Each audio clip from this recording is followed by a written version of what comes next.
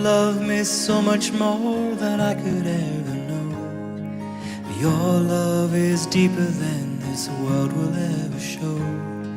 And all of life's beauty shines around this moment now. The sky and the cliffs, they seem to change my life somehow. And I will never be the same, will never be the same. Whoa, I will never be the same, never be the same ever again.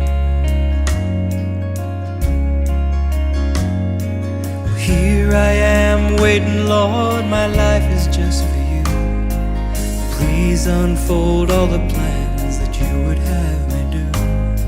And if all the world's just a breath and nothing's here to stay, then all of the love we feel will save us anyway. And I will never be the same, will never be the same. Whoa,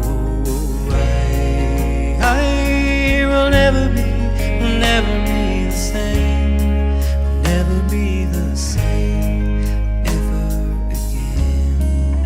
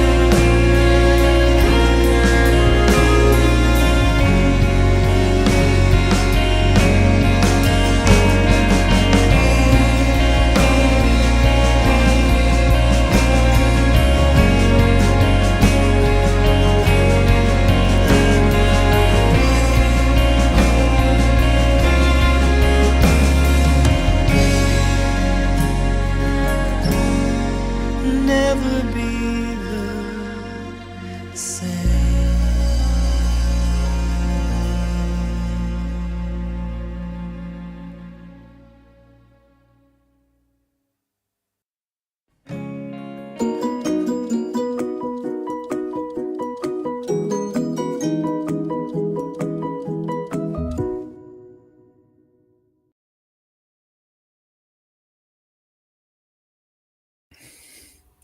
Hello and welcome to Good News Fellowship.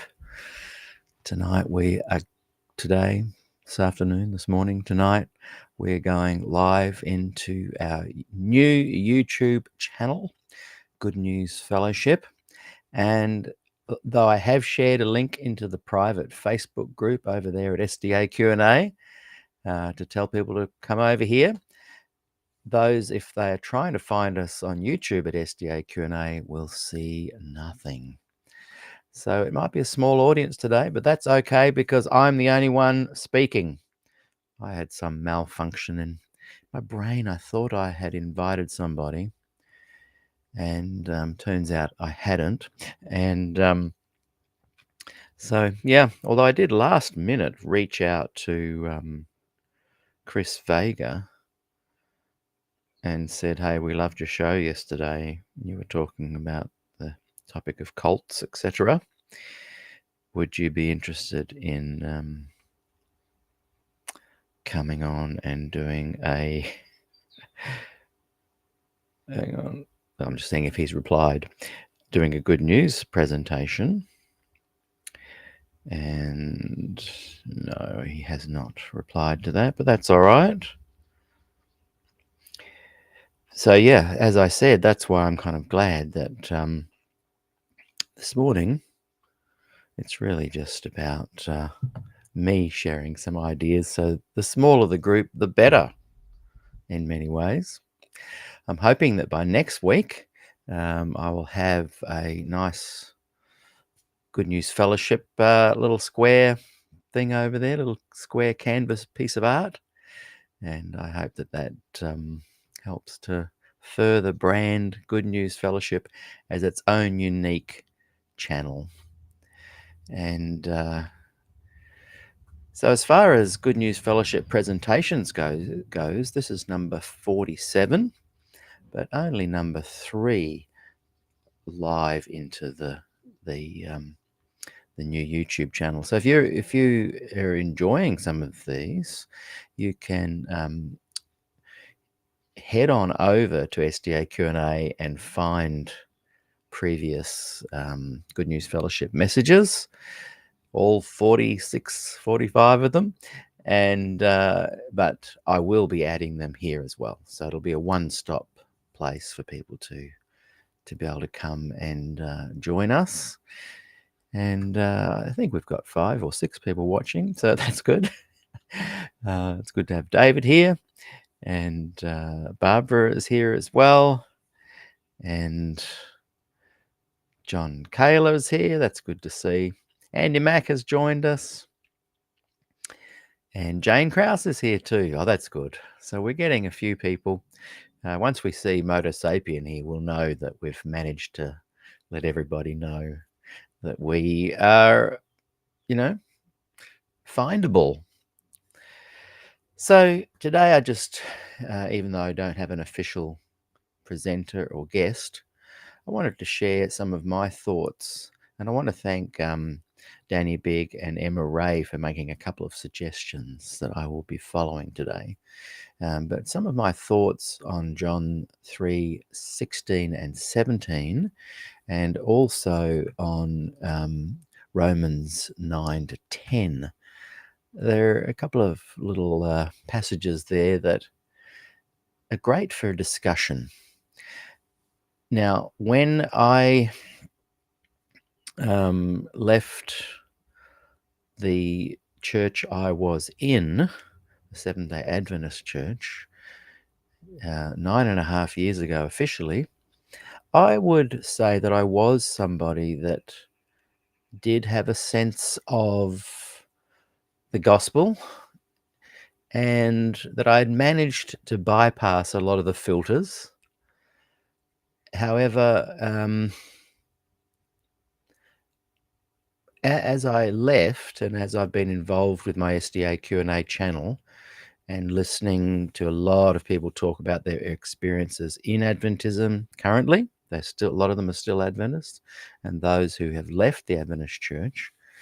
And as we started our Good News Fellowship going live into the SDAQ&A platform, I discovered that everybody talks about finding the gospel without the filter, and how liberating it was. And in some ways, I feel like I felt a liberation already, because at a young age, I felt like being a musician, playing to lots of different denominations, playing in the secular world, I felt that I was exposed a lot to the real world and to lots of other Christian movements on a weekly basis for, from 1983 onwards. And I felt that gave me an opportunity to really explore the gospel. And so when I left the church, I've realized that, yes, my understanding of the gospel was simple, fortunately not tainted too much by the Ellen White perspective. However, it has, my perspective on life was tainted by all of that. Not tainted so much as filtered by all of that. But I'm talking about that knowing of your assurance of salvation. Jesus died for you. The real simple grasping of it. I feel like I had a pure version of that. So when I left the Adventist church, I feel like the liberation feeling for me was different. And I've been pondering that this morning because I'm interested in knowing when a lot of you say you feel liberated having left that denomination. And initially, as we get our own Good News Fellowship YouTube channel off the ground, I know there's still going to be a lot of Adventists, former Adventists particularly, watching the program. But more and more people will come to the program with no connection at all. That's my dream, that have no connection at all to the kind of upbringing that many of us had. And that'll be a great day when it becomes a purely Good News Gospel Fellowship program. So I'm definitely looking forward to that. But at the moment, I'm interested to hear today what some of you feel that the liberation was. Was your gospel view tainted quite deeply? And I'm not talking like theologically, my filter was totally marinated in Adventism, my culture. But I do feel that my performing to lots of different denominations since the early 80s, that when I would think about Jesus and the gospel, I feel that I had a real good sense of connection and a sense of an assurance. So when I left, and this is interesting, but I want to know what you guys think in the comments, I feel like the liberation component was, for me, was feeling that I was no longer a brand working on behalf of bringing people into the Adventist church. That felt liberating. That no longer above my head could people see the flashing light, I am a Seventh-day Adventist. Come and join our church. Whether you're preaching or not, people who in the community know that you are a Seventh-day Adventist, that's what they see. They see the flashing light, I am a Seventh-day Adventist, and then they go, and I know what you're trying to do here. I know that you really want me to join your church. And so whenever you liaise and have conversations with them, they're always a little bit cautious. So when I left the Adventist church publicly and officially taking my name off the roll, that was the big sense of relief. I've often talked about cultural Adventism, and fine, that's great. Be a cultural Adventist. I think that as long as you've got a safe and secure place where you can grow, that I think that's wonderful. But the reality is the collective teaching of Adventism requires you not to be so culturally relaxed. If you were to follow the true Three Angels message, we have a special, remnant church that is raising up a people to keep the commandments and share the spirit of prophecy through Ellen G. White. If you are a cultural Adventist and don't take on board that other stuff, fine. But the reality is that most who follow and join Adventism fall into the other areas that are a little bit more complex, that do affect how you see the gospel, how you see theology, how you see each other, how you see yourself. So my liberation was not so much like, oh, wow, my salvation is assured. This is incredible. Mine was more, oh, people don't see me now. I'm sure some still do, but generally speaking, I know I turned off the switch that had the light that said I'm a Seventh-day Adventist. Come and find out more about Adventism via me. That light has been switched off. It doesn't matter that I'm involved in SDAQ&A having discussions about it, looking in from the outside. That's a different thing to having a light like a McDonald's sign, above the restaurant that is offering the food to give you a Seventh-day Adventist diet. I mean that metaphorically. So I'm interested in what you guys think, and I'll come to the comments in a moment about that. What was it that you felt was liberating for you? Now, John 3:16, so we're going to look at that in a moment, is very much seen as the go-to, this is the gospel verse. And we're going to just look at that, and I'm going to get some of your thoughts on what it means to you. And we're also going to look at Romans, because Romans 10, 9 to 10 has a similar kind of take on that. What I am really enjoying with Good News Fellowship is having our weekly different guests present. And boy, there's been some absolutely incredible presentations. So I feel that I had a fairly good understanding of a simple gospel, unfiltered by Adventism, even when I was an Adventist. And I feel like I came out of Adventism deconstructing everything.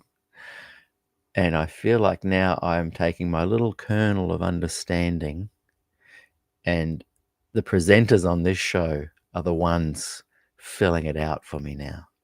So I can't present to you today deep theological understandings.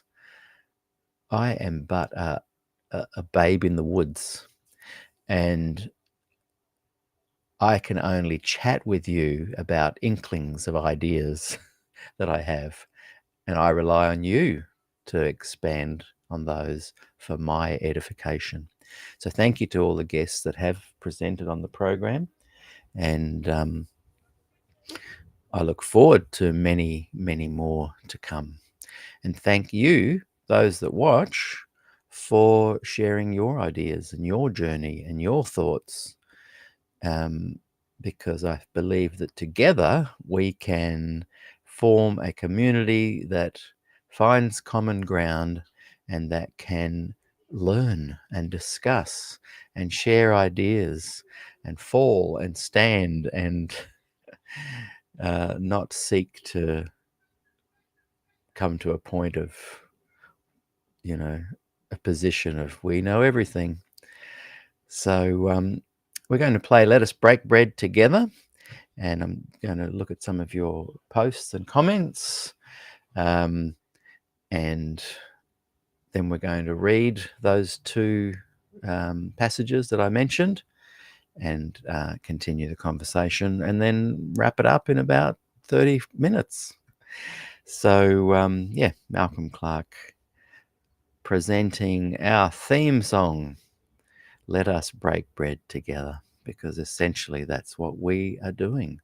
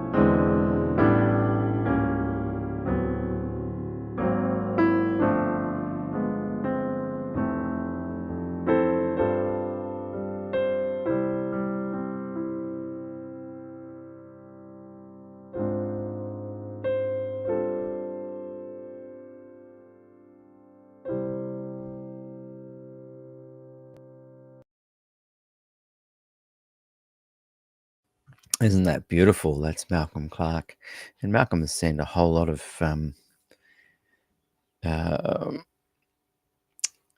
what do we call that? Public domain songs that we can share, and he's played beautiful versions of them and interpretations of those tunes.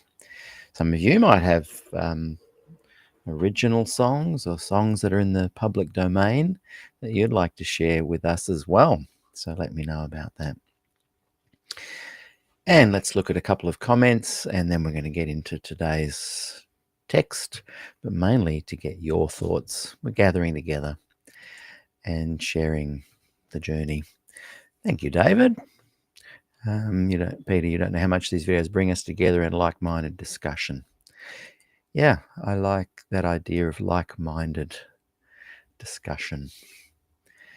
And David also shares, Jesus saith unto him, Thomas, because thou hast seen me, thou hast believed. Blessed are they that have not seen and yet have believed. That's John 20:29. That is such a pertinent text there, David, from John, because that really, I'm the Thomas. I'm the Thomas. And having that character in the Gospels is reassuring for people like me, for Thomases like me. And sure, blessed are they that have not seen and yet have believed. But that little passage there demonstrates that there is a place for all of us, even the doubters like me. The last half of John chapter 3 is great for understanding the gospel. It continues the theme of 3:16. Yeah, we could do a whole passage, a whole presentation one day on John, where we all kind of research it a bit and then share it. And I'm happy today to begin that. And Jane adds, John is my second favorite book, following from Romans. And today we will look at two passages from John and Romans. The Romans passages compared to the John ones are interesting. I resonate more with the John. That's my access portal. Whereas the Romans is more Pauline, I think. And initially I struggled with grasping that, because I'm a doubter, because I'm a Thomas. Other Thomases here. Am I alone? And David writes that Adventism drove him into a closer study of the Word and Jesus. Mark Anthony, good to have you here, Mark. Finds John 3:16 is liberating. And David adds that, I don't want to be a theologian. I prefer to be a simple Christian. Yeah. And Jane adds, he has abolished the law with its commandments and ordinances, that he might create in himself one humanity in place of the two, thus making peace. Ephesians 2:15. Boy, there's a lot in there, isn't there? You could unpack a whole hour on just that one verse. And we've got John Yerma here. How are you, John Claude? Good to see you. The instrumental piano is truly so relaxing and very nice. It is, isn't it? I really love the music that Malcolm Clark presents, and I've met him live in the real world over there at Riverside in California, and really enjoyed hanging out with him, and we got to play music together. at Steve Daly's church. And I tell you what, Malcolm is such an amazing musician. And David adds, I would have been the Thomas too. Forgive me, Lord. And Jane adds, I love St. Thomas's prayer too, my Lord and my God. And also adds that John goes into so much more depth than the other gospel books. Yeah, and I find, again, this is all me personally, we're just chatting, that when I read the Pauline text, which apparently came before, as far as being written, the Gospels, although the apostles, of course, came before Paul, the actual written accounts are in a different order. I struggle with the Pauline text. Struggle's not the right word. I couldn't access it initially. When I left Adventism, I had to. I deconstructed. My life was good, going well, enjoyed things, my girls, family, different businesses that I run. I have an entrepreneurial spirit and a creative kind of way of looking at things and running businesses. And I felt great and liberated, and that my brand was no longer that light of, I am a Seventh-day Adventist, come find the Adventism from chatting to me vibe was gone. But I couldn't stomach people's beliefs and ideas. I couldn't take them on board, and I couldn't have them within to share. I had to let go of all of the notions of belief claims. I found them to be quite pompous, higher moral ground driven, morally pretentious, piety abounded. And I just had to go, you know what? I have no idea. I can't make a claim. And so I could have happily continued on in that kind of mindset. And then I thought, well, what is it that keeps the fabric of our society and community together? And, in many ways, it is the ideologies, the beliefs, the collective sensibilities and collective notions that hold us all together. And I thought, what is it about my broader community of which I live, this kind of the Greco-Judeo-Christian kind of world that I am a part of, love it, hate it, doesn't matter. I wasn't born into a Hindu world. I wasn't born into a communist world in Russia. I have been born into, for good or for bad, better or worse, the community culture of the West. And that got me thinking, well, what are the things that really hold that together and make it something that is a kind of a system that wants to regenerate and grow and change and improve on itself. And for me, I had this little epiphany that I think, and I might be wrong, but I think it's the teachings of Jesus. Yes, we've got the great philosophers. There's all sorts of things that are added to that, that banquet table. but the teachings of Jesus are front and center, and that kind of saved me in a way, because I was able to go, right, where can I find those teachings unfiltered by Revelation, Daniel, Old Covenant, Pauline text? Where can I find those teachings? And I found them in Matthew, Mark, Luke, and John.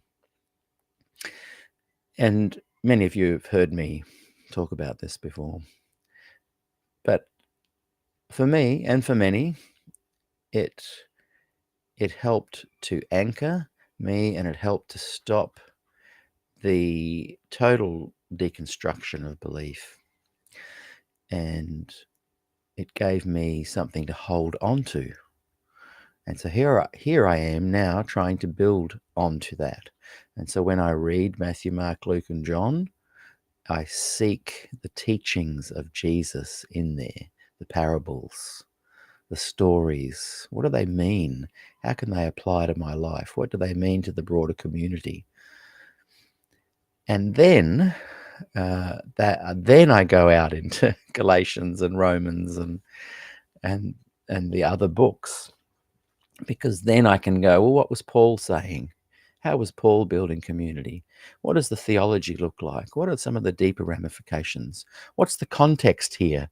How can I look back in time to the source material and piece it all together? And so when I come to these kind of conversations, that narrative still runs through my brain. And the difference is that now I'm really enjoying learning about Romans and Galatians, whereas many of you, I think, came out of Adventism because of Galatians, because of Romans, and jumped straight into that kind of the liberating theological perspectives of the gospel as shared by Paul. And that's great. There is no judgment. Come at it as a Thomas. Come at it with childlike faith. Come at it from the perspective of Paul. Whatever way you could come at it, the gospel, the good news, do so. Follow your heart. Follow your leading. Follow the grey matter that has been given to you to work it out. And Jesus says, seek and ye shall find. So the seeking is very important. And we seek it, some from feelings, some from real academic, theological aspects, and some from the stories and how they apply. But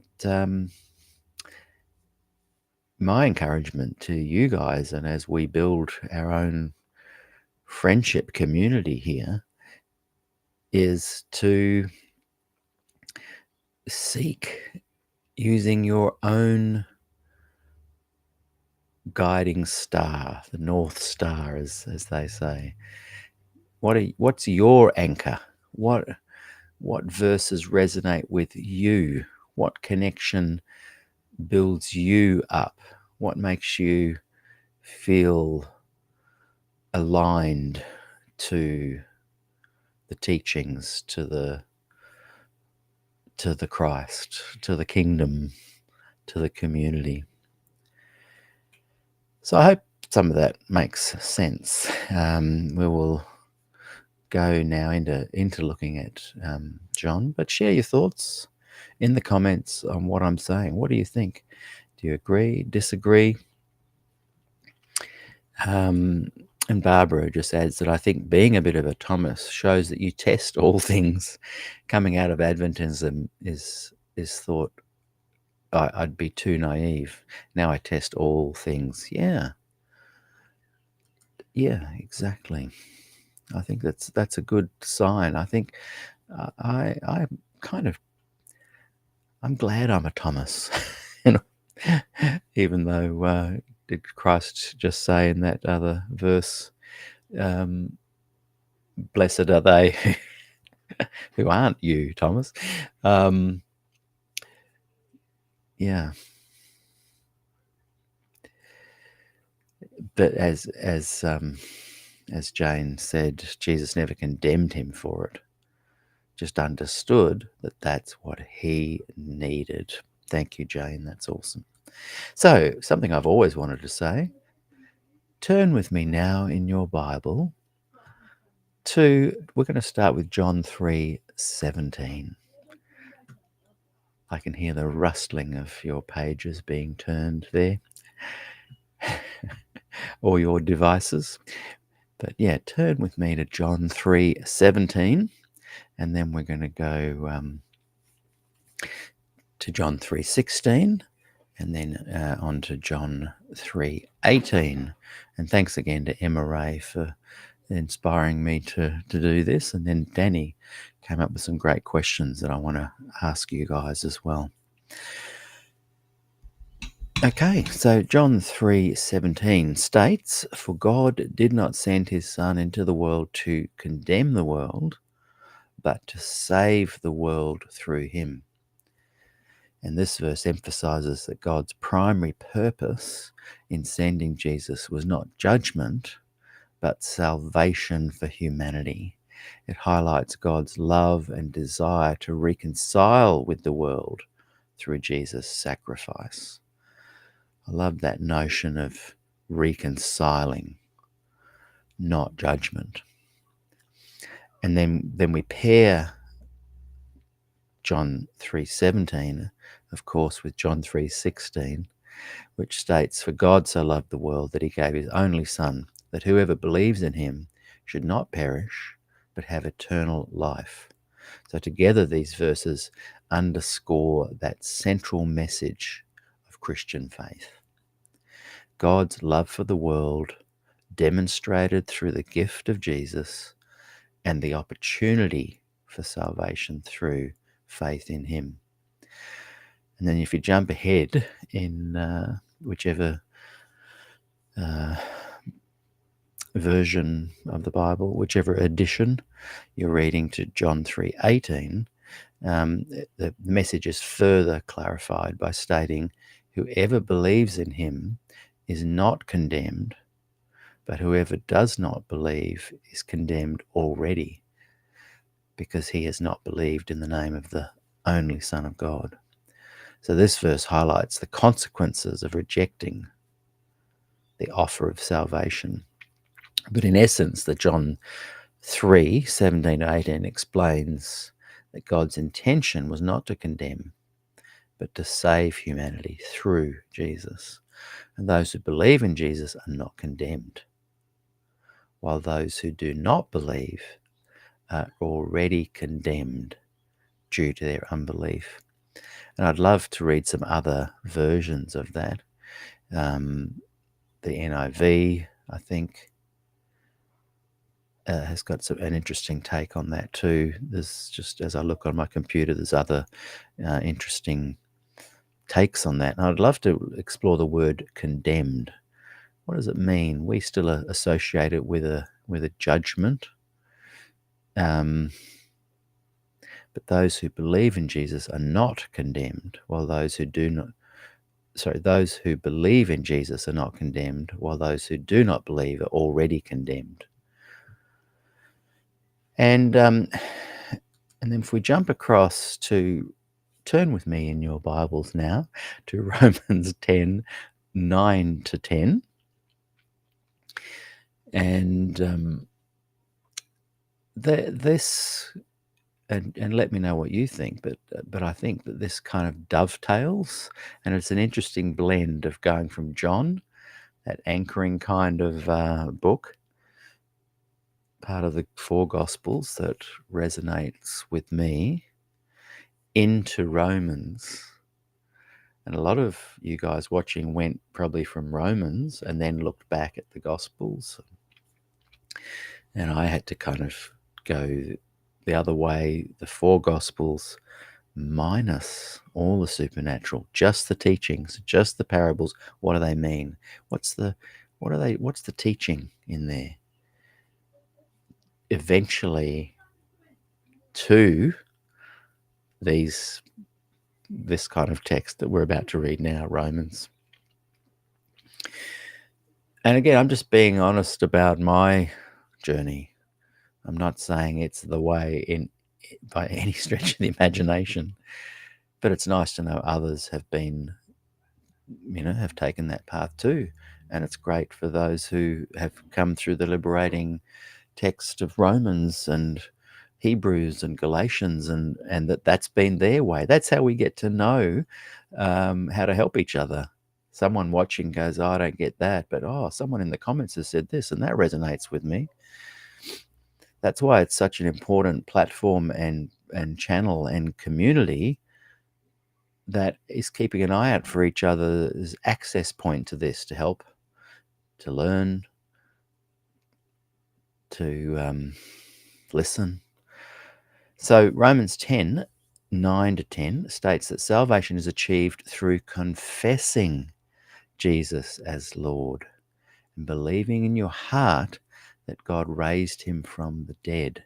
And this is the key Paul teaching, that everything that Paul talks about is the Jesus up there. Look, tell me if I'm wrong. That's my understanding. Paul was killing Christians. He was Saul. Saul was there to destroy Christians. And the Damascus Road experience, he sees Jesus up there. Now, my understanding is that the New Testament teaches that he goes to the apostles later and says, look, hey guys, I'm an apostle too. And I've encountered Jesus, the spiritual Jesus. You encountered the earthly Jesus, but I've encountered the heavenly Jesus. And I'm pretty sure they rejected him.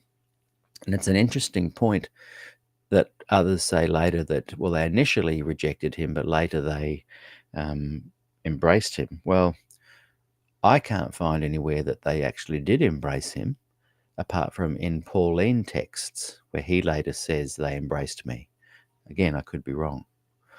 This is the whole point of having these conversations, for me to share my thoughts, others to share their thoughts, but for all of us to learn and say, no, that's not quite accurate. Look at it from this angle, or this is what happened. And so everything from Paul is about confessing this Jesus as Lord, and believing in your heart that Jesus was raised up. And in verse 9, we read, if you confess with your mouth Jesus as Lord and believe in your heart that God raised him from the dead, you will be saved. And verse 10 goes on to say that with the heart, a person believes, resulting in righteousness, and with the mouth he confesses, resulting in salvation. And the passage kind of emphasizes this dual requirement for salvation: belief and confession. So not belief and therefore works, but a confession. What does that mean to you? Belief, specifically believing in Jesus' resurrection. And that's linked to righteousness, while confessing is linked to salvation. Not to work there, but just by doing it, you are placing yourself on the path to salvation. So these verses highlight that salvation is a result of both internal belief and external confession. And Paul was, in many ways the one trying to teach and connect the earth with the heavenly realm. And then you read in all his, the epistles and his letters, you read of how he was trying to teach theology and righteousness by faith and the understanding of works, and how they don't get you into heaven. And he essentially spent his time demonstrating to us how to think about these things, but also how to build community. But he's not someone that is quoting Jesus. And Jesus said this when he was on earth. His is very much about a teaching of the resurrected Jesus. And this is why the other apostles, James and who was the other one? I can't remember, did not warm to his teachings, because they were about Jesus, the earthly teacher, and wanted, I think, in the research I've done, to continue on those teachings. And the reality is that Christianity is based on the Pauline text more. And there's people who I respect are going to disagree with me here, and I stand corrected if I'm wrong. I'm not going to be, this is not a hill to die on for me. Just an interesting conversation. But and because of that, for me, I like to try and find back what the general body of Christians believe, the basically Pauline followers. What did Jesus teach? And then I can go, okay, now I'm excited to discuss Paul. Again, I hope that makes some kind of sense. And Jane adds, maybe verses 20 and 21 may get into what he means. And maybe share that, Jane. Bring that up. And David adds, Paul met the resurrected Christ, shining in his glory, and it blinded Paul. What power and humbleness and an experience like that would have on a person. Yeah, that's true. And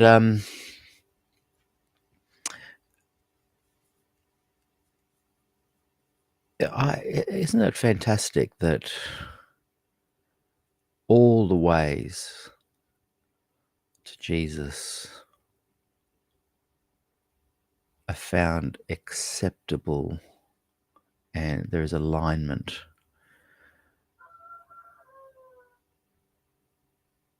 I even, when Jesus died on the cross,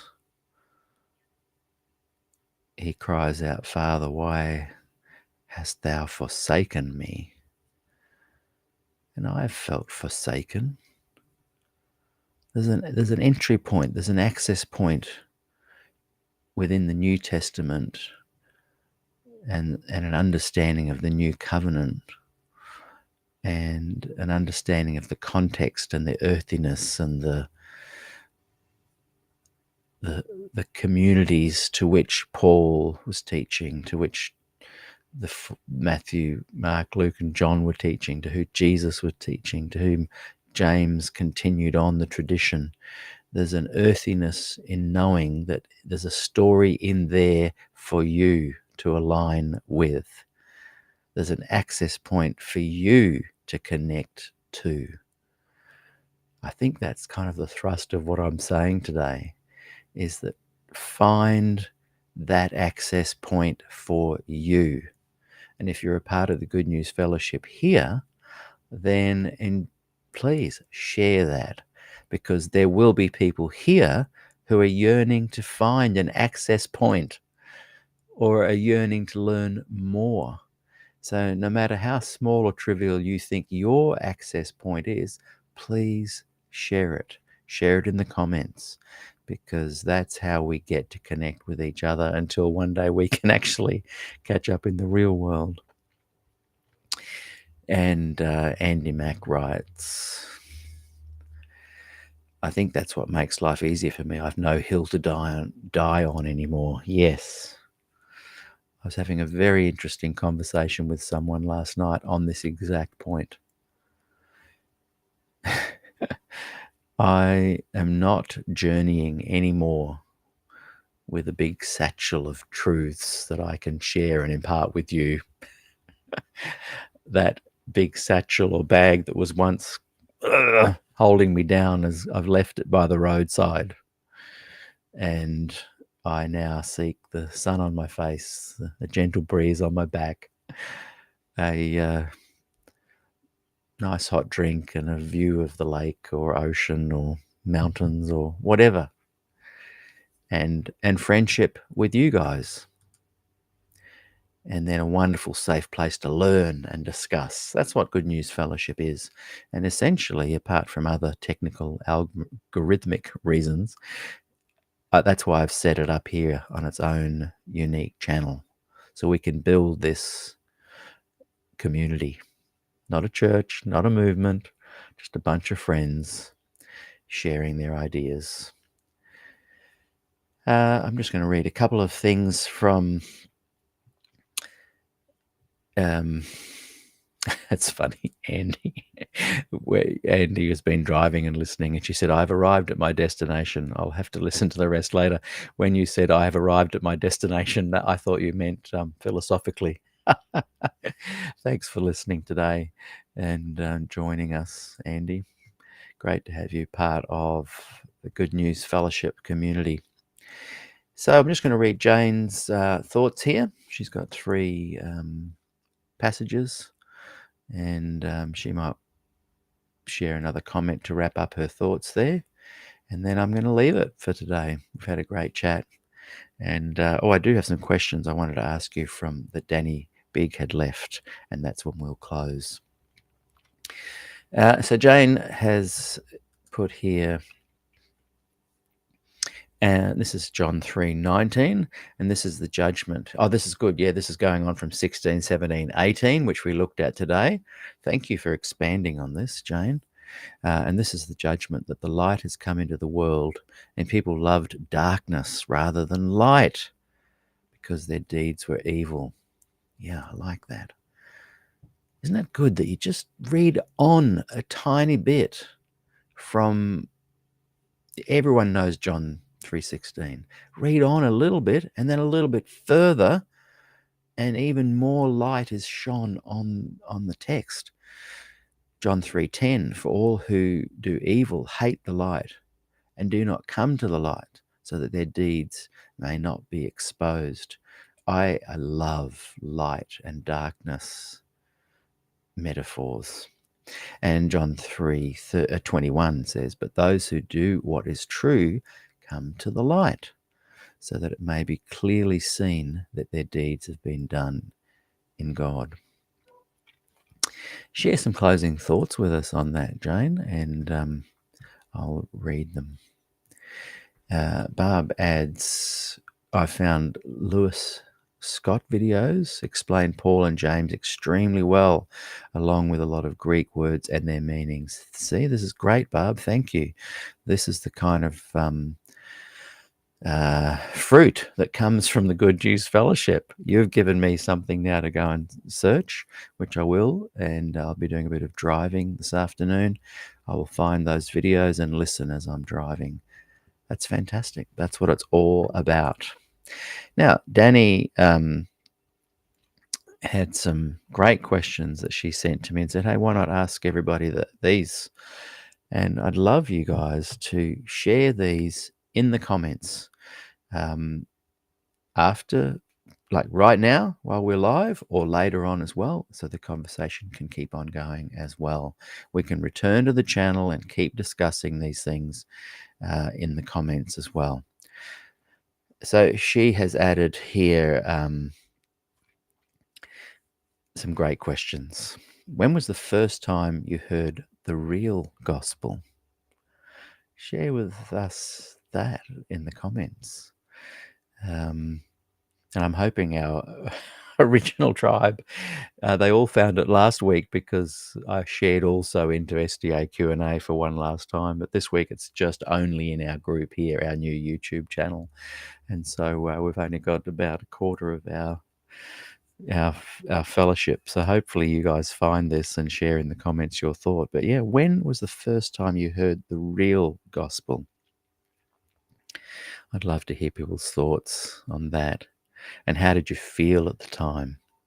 For me, it was when I was singing a song in the summer of 89, 90, and our summers go over Christmas. It's not in the States, where it's in June, July, I think. And so we can't say the summer of 90 because it's always going to be the summer of one end of one year and the beginning of another. But at summer of 89, 90, I was singing at like a summer camp, I guess you'd call it. And there was a song I'd been singing earlier in New Zealand around 87, 88 called I Believe. And I must find out who wrote it. And it's, I believe in Jesus. I won't sing the whole lot because I might get a copyright strike. But as I was singing it, it occurred to me, and the kids at the summer camp were singing along beautiful. It's a beautiful, soft, gentle song. But it occurred to me that in that song was encapsulated, is that the right word? The gospel in the words of the song. I'll try and find it, and maybe I can play the original. What's the guy's name? Mark someone. I used to sing it so much. I should know it straight off the top of my head. But anyway, I was singing at this summer camp, and so the feeling was there, a realization that this is the gospel in a nutshell in just a few verses. And that's when I feel like I fully heard the real gospel. and I felt really amazing. It was a spiritual, supernatural kind of divine, sacred connection. Another question that Danny has suggested is how is your life different since you heard this real gospel? And I'd love to hear your thoughts in the chat on that as well. How has it changed? As I said earlier, for me, the change wasn't so much in my connection and sense of liberation and assurance of salvation. I feel like I already had that.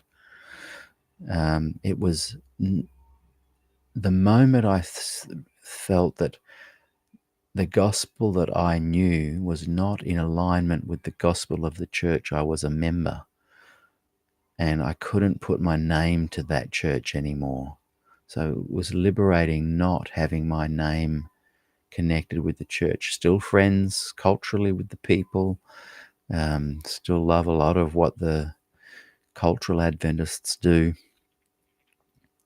But the change for me, the difference that it made, was confessing out loud that I wasn't a member or a part or branded or aligned with that movement anymore. And that was liberating. She adds, when things get tough, what's your go-to Bible verses? And how do they make a difference? I will look forward to reading comments later and finding out about the verses that are your go-to verses and how they help you and what differences they make. If you're watching later or if you're watching now, please add them into the comments. That will keep the conversation going. How do you personally balance and manage having a relationship with an unseen being? As I've said, for me, I focus on what I can see and connect with in the teachings, and the unseen stuff is harder for me to now, ironically, it's harder for me to delve into what it looks like or feels like or how it is unpacked. I'm the babe in the woods with that one. But some of you have an incredible connection with the unseen. So share your thoughts on that. She adds another great question. Do you and God have a special place that you go to, like a physical place, a beach, when you want to be with Him? And for me, I like to go somewhere where I can have a hot drink. I own a little place on the main street down there near the lake. And I just go and sit in my favourite cafe and I look out across the water and I read the parables and I think, how can I apply these? But what Danny is talking about is, where do you go when, like, a physical place where you can perhaps connect with the unseen? And again, I'm learning more about that. But in the meantime, I do go to a physical place, cafe overlooking the lake. I can see it in my mind right now. In fact, I will be there in about an hour's time. Literally, will be in this place that I'm talking about, and I will have a hot drink, and I will look through my phone and ponder some of the things we've been talking about, and I will look to some of the teachings that really mean a lot to me. And I'll also be looking up that can't find it in front of me right now, but that Barbara mentioned earlier, and learning about it and applying it and thinking about it. But some of you will go somewhere like a beach and walk on the sand. Where's your special place that you go to connect?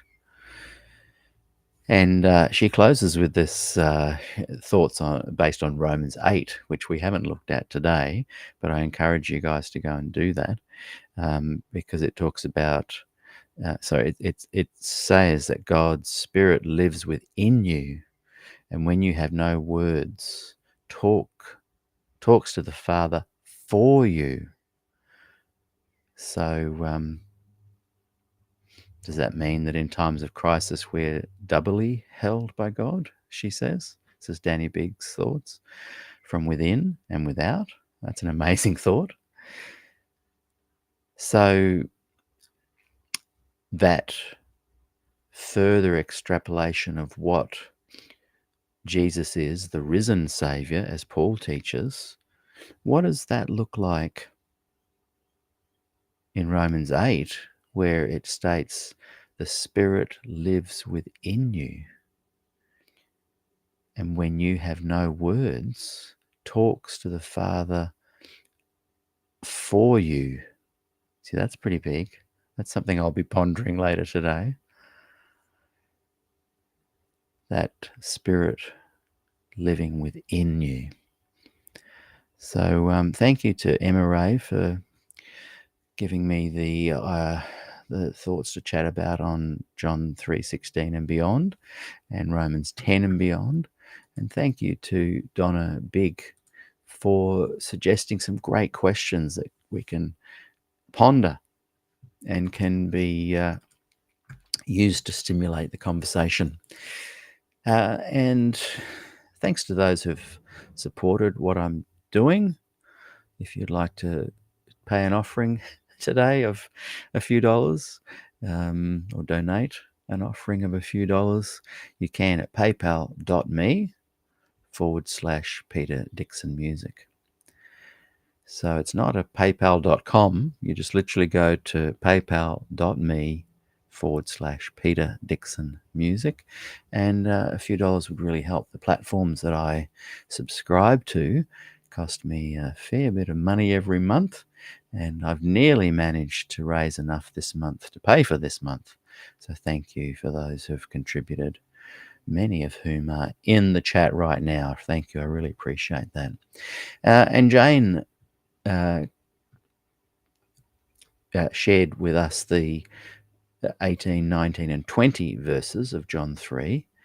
which really unpacked about that notion of the light and darkness, and she just added some closing thoughts on that.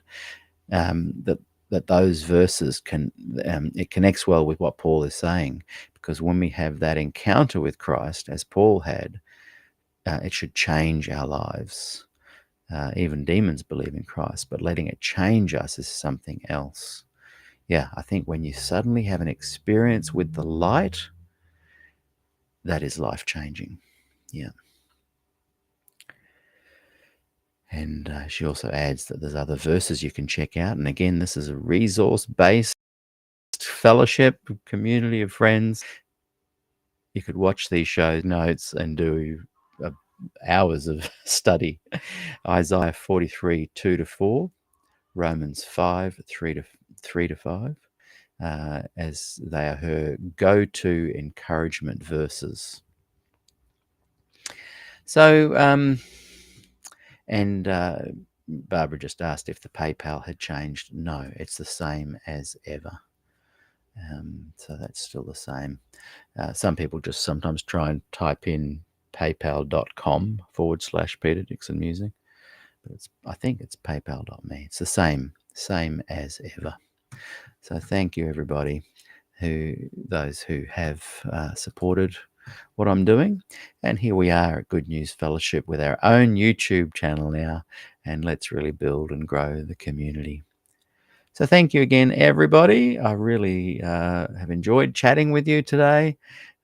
Always a bit nervous when it's just me chatting and prattling on, but yeah, I guess the takeaway point today from my perspective is